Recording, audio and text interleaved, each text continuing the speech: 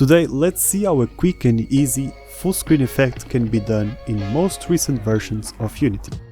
I have previously done this full screen tutorial a while back, but it used a different and slightly more complicated technique. So today let's see a simpler method already built into Unity, and I'm gonna show you a couple more interesting shader tricks as well.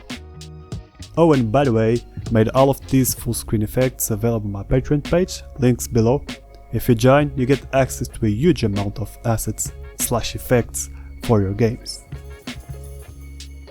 So let's begin by creating the shader with right click, shader graph, URP. If you go down here, we have the full screen shader graph. That's exactly the one we need. Rename it and double click to open it up. But before working on the shader, we can already create a material with right click so we can see the changes happening. After that, you want to locate your forward renderer. Mine is right here. In case you cannot find it, you can go to Edit, Project Settings, in Graphics, click the Scriptable Render Pipeline Settings. Unity will highlight it in the folder. Select it, and up there you have the renderer list, in this case the forward renderer. It's important you find it because here we can add the renderer feature. And here we go, we have the full screen pass renderer feature. Very useful for what we want. This is what you get, that's totally normal. First thing you want to do is add the material recreated from the shader. It's gonna get worse. Your game view, just like this. Let me just change this to 16 by 9. Here we go. For this specific shader, I like to start with a mask, in this case a vignette. We can easily get one if we search for the tiling and offset node and connect this to the length node. This basically returns the magnitude of whatever we connect in here.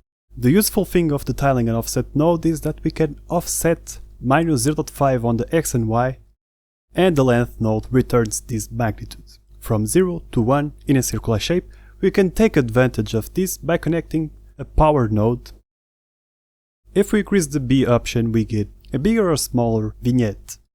And if we connect this to a multiply node, we can increase the intensity of the remaining vignette. So there's two very important parameters here that's going to be useful. On the blackboard, let's first add a color node. Just make sure it's in HDR mode so we can play with intensity. And default color is white with alpha at 100. And then we can add two floats. The first can be called the vignette power, and the second one the vignette intensity. The power can have a default value of 5 and the intensity of 4. Connect them respectively, and if you connect this to the base color and save it, we are beginning to see something. We still don't have transparency, but it's very easy to fix. We only need to connect this to the alpha, and if we save it, nothing changes. But that's because this shader doesn't have a blend mode. If we set it to alpha, the transparency now will work correctly and we get a white vignette. As a matter of fact, we can turn on allow material override, so we can control the blend mode options directly on the material up here. As you can see, it can be useful to create different type of effects without opening the shader. I'm gonna leave it at alpha, and let's go ahead and create a group for this. This is our vignette/mask.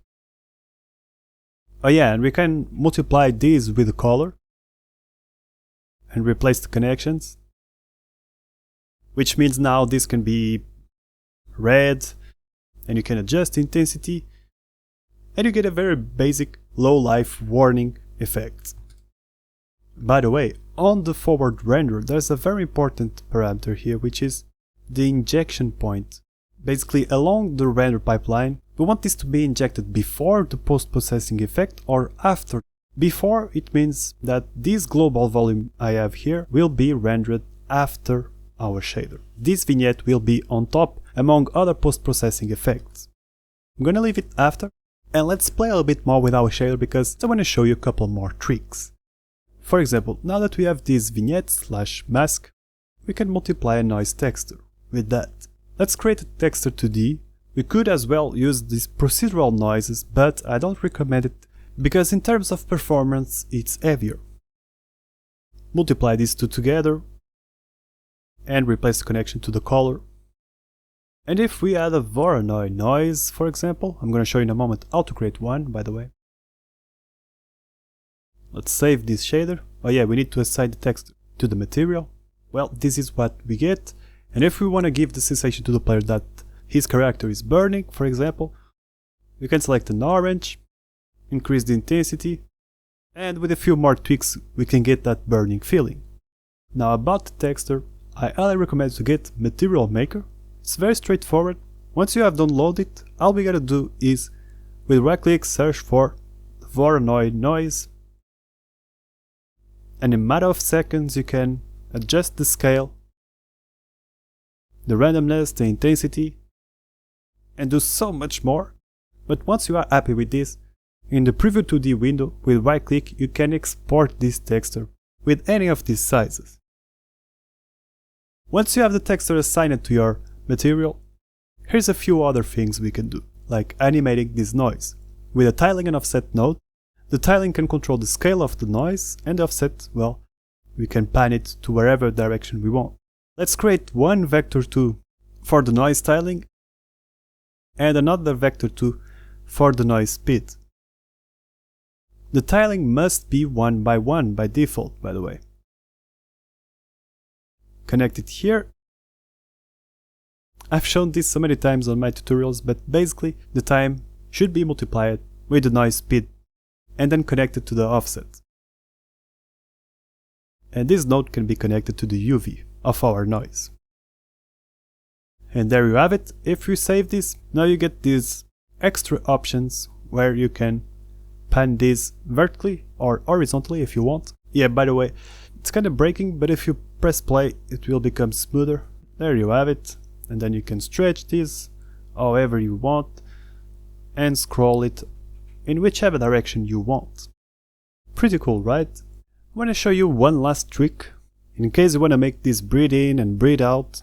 Very useful for a low HP warning among other status effects. And if we multiply the noise with something else we can get that breathing effect, and that something else can begin with the time node. Because with this we can animate a sine wave or a cosine wave. As you can see it's breathing, and if you multiply the time, you can control the frequency of the sine wave. So that's going to be useful to control outside the shader. Let's create a property for that, a float, call it breathe frequency,